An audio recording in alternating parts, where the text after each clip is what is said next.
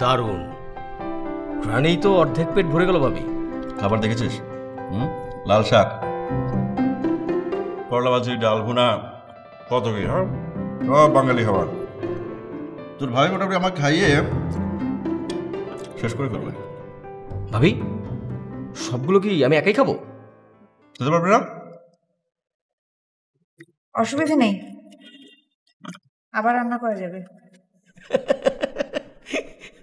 কি ব্যাপার, তুমি যে খেপে গেলে আমার উপর? তুমি রাগ করছো কেন? হ্যাঁ, রাগ করার কি আছে? ভাইয়া, ভাবির সাথে তো একটু একটু ওরকম দুষ্টামি চলতেই পারে।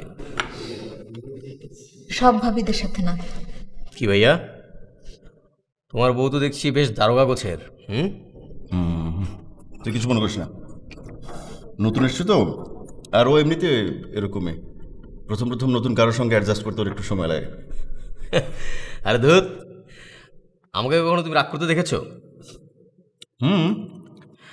আর যদি রাগ করি তাহলে ভদ্রমহিলার রান্না আমি খাবো কি করে? না খেতে কোনো উপায় নেই, তাই না?